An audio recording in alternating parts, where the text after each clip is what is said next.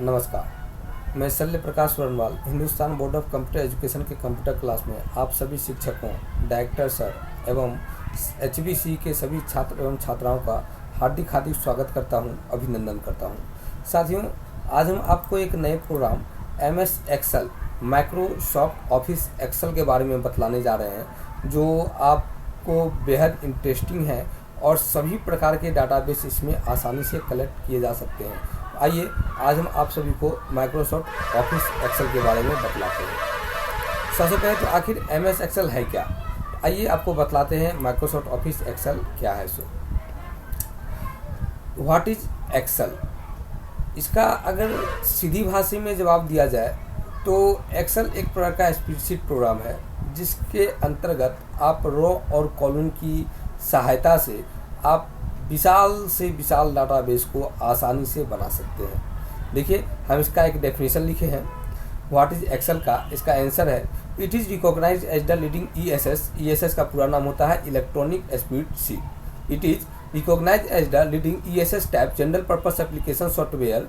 It is developed by Microsoft company of USA का full form United State of America. It is a spreadsheet program that provides with powerful tools and features that allow you to organize data, complete calculations, etc. Excel allow you to organize data in row and column. .xlsx is the extension name of Excel file. साथियों, यहाँ पे जो Excel का दिया गया definition, पहला line है it is recognise as the leading ESS electronic spreadsheet.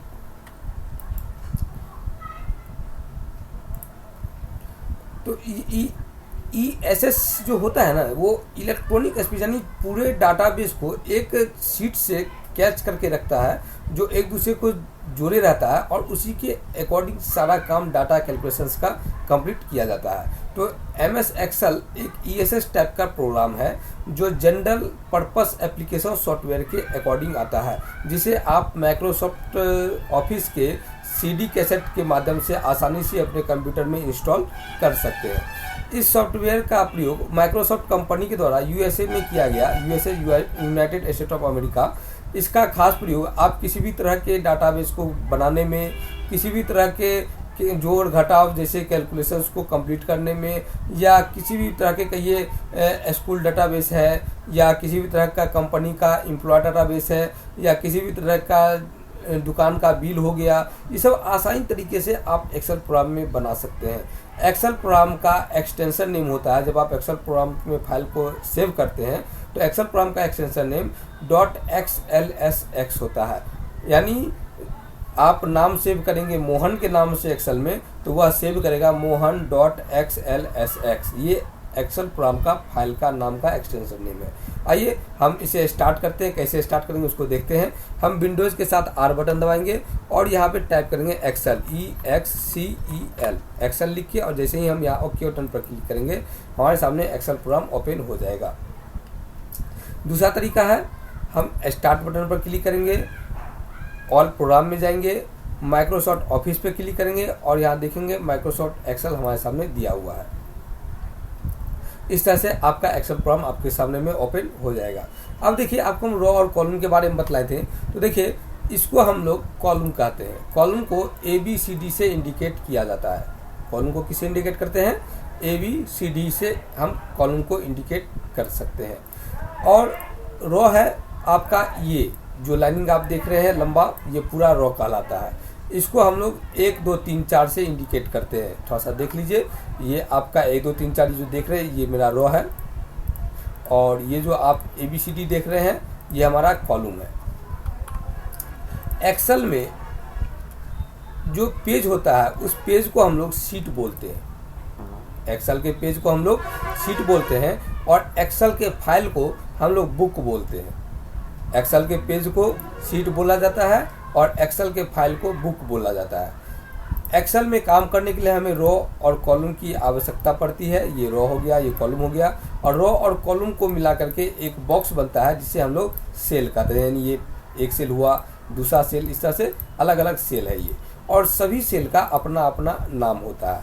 तो कॉलम का नाम, यानी कॉलम का जो पहला लेटर है, और रो का जो नंबर है उस नंबर और लेटर को मिला करके सेल का नाम किया जाता है। जैसे अभी देखें इस कॉलम का, तो इस कॉलम का जो नंबर है अल्फ़ाबेट वो ई है और न्यूमेरिक नंबर है 5, तो इसका नाम हो गया E5। आप देख सकते हैं यहाँ पे भी आपको दिखाया जा रहा है E5, यानी ये अब A2 हो गया। जिस कर्सर में जैसे कर्सर रखेंगे जिस सेल में, उस सेल का नाम यहाँ भी दिखाया जाएगा। और यहाँ से भी आप ऊपर देखिए H है और इसके साइड में देखिए 7 है, इस सेल का नाम हो गया H7। तो इस तरह साथियों आप किसी भी एक्सेल के शीट में रॉ और कॉलम को मिला करके सेल का नाम निर्धारित कर सकते हैं। एक्सेल के एक शीट पर टोटल कॉलम की संख्या 16,384 होती है। आप देखना चाहेंगे तो आप कीबोर्ड से कंट्रोल बटन दबा करके राइट एरो की दबाइए, तो आप देखेंगे कि वो ए से लेकर के XFD तक आ जाता है। जो आप काउंटिंग करने के लिए बैठेंगे तो ये 16,384 हो जाएगा। यदि आप इसको फार्मूला के द्वारा देखें तो एक फार्मूला है C = COLUMN इंटर।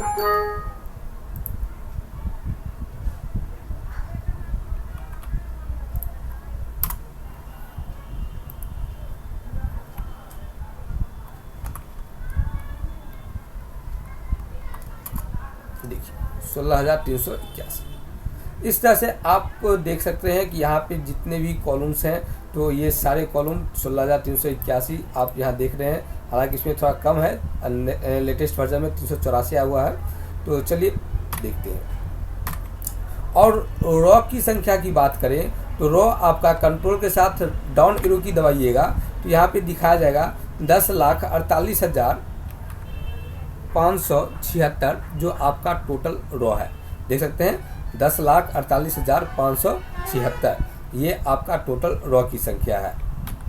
चलिए आगे बढ़ते हैं। कंट्रोल के साथ अप एरो की दबाइए, ऊपर आ जाएंगे। इस तरह से आप अपने एक्सेल में टोटल रॉ टोटल कॉलम की संख्या को पता कर सकते हैं। एक्सेल जब आप ओपन करेंगे तो बाय डिफ़ॉल्ट एक्सेल आपको अपनी तरफ से 3 शीट लेकर के देता है, शीट 1, शीट 2 और शीट 3। आप यहाँ पे क्लिक करके ये देखिए, आप देख सकते हैं यहाँ पे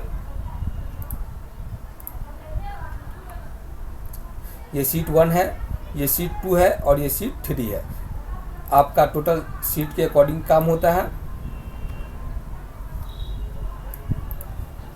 चलिए यहाँ पर जो आप देख रहे हैं शीट 3 के बगल में एक बटन दिया गया है इंसर्ट वर्कशीट का। आप जैसे ही इस पर क्लिक करेंगे, देखिए शीट 4, क्लिक करिए शीट 5, क्लिक करिए शीट 6, यानी आप इस पर क्लिक करके शीट की संख्या को इंक्रीज भी कर सकते हैं। और ये कहाँ तक इंक्रीज होगा इसकी कोई लिमिट नहीं है, आप जितना चाहें उतना आप इसमें शीट को इंक्लूड कर सकते हैं। चलिए तो अब यहाँ पे है कि आप शीट को, यदि कोई अनवांटेड शीट है यानी आप शीट को डिलीट करना चाहते हैं, शीट रखना नहीं है, तो उसे डिलीट कैसे करेंगे। तो आप सिंपल जिस शीट को डिलीट करना है वहाँ पे माउस का राइट बटन क्लिक करिए, एक लिस्ट आएगा, इस लिस्ट में डिलीट का ऑप्शन दिया हुआ है, क्लिक करेंगे तो देखेंगे वो शीट ऑटोमेटिकली डिलीट हो चुका है। देखिए शीट डिलीट हो चुका है। इस तरह से आप शीट को डिलीट भी कर सकते हैं। अब देखिए यहाँ पे जो सबसे ऊपर का ये लाइनिंग है जिसको हम लोग टाइटल बार बोलते हैं। टाइटल बार पर कुछ बटन्स होते हैं, कुछ ऑप्शंस होते हैं जो इस प्रकार हैं। पहला बटन आपका ये कंट्रोल बटन है जिसमें restore, move, size, minimize, maximize और क्लोज बटन दिया गया है। ये आपका क्विक एक्सेस टूल बार है जहाँ से आप इजीली फाइल को सेव कर सकते हैं, अंडू, रीडू, या आप तीर बटन पर क्लिक करके और भी सारे फीचर्स को उसमें ऐड कर सकते हैं।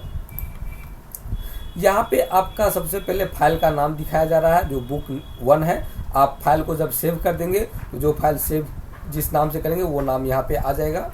आप वर्तमान में कौन से सॉफ्टवेयर को यूज़ कर रहे हैं उस सॉफ्टवेयर का नाम आपको यहाँ पे दिखाया जाएगा। तो ये माइक्रोसॉफ्ट एक्सेल है सॉफ्टवेयर का नाम, ये फाइल का नाम हो गया बुक 1। आप जब सेव करेंगे तो यहाँ बुक 1 की जगह कोई जो नाम आप डालेंगे वो नाम आ जाएगा।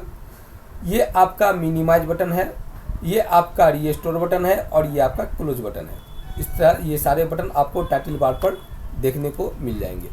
आगे बात करें तो ये आपका टोटल मेनू बार है जहां आपको डिफरेंट मेनू मिलेंगे। फाइल मेनू, इंसर्ट मेनू, पेज लेआउट मेनू, फार्मूला मेनू, डाटा मेनू, रिव्यू मेनू और व्यू मेनू, ये सब मेनू है और इन सभी मेनू के बारे में हम एक एक करके सीखेंगे और प्रयास करेंगे कि किसी भी तरह की कोई डाउट्स जो हों वो बचे नहीं, सारे डाउट्स को आसानी से क्लियर करते चलेंगे। चलिए नीचे आते हैं। ये हमारा स्क्रॉलिंग बार है, यहाँ पे तीर पे क्लिक करेंगे, इधर आएंगे और यहाँ राइट साइड जाएंगे तो आप देखेंगे अल्फ़ाबेट आगे जा रहा है। इस तरह से आप स्क्रॉल कर सकते हैं। ये अप डाउन का भी स्क्रॉलिंग बार दिया गया है, आप यहाँ से भी ऊपर नीचे कर सकते हैं जितना ऊपर नीचे करना चाहें। ये आपका जूम स्लाइडर है, यहाँ पे आपको जूम स्लाइडर दिया हुआ है जो स्टेटस बार पूरा कहलाता है। इस पे आपको प्रीव्यू का भी ऑप्शन दिया हुआ है और यहाँ जूम स्लाइडर का यूज़ करके आप पेज को जूम इन और जूम आउट भी आसानी से कर सकते हैं। ये जूम आउट हो गया और ये मेरा जूम इन हो गया। इस तरह से आप यूज़ में ला सकते हैं।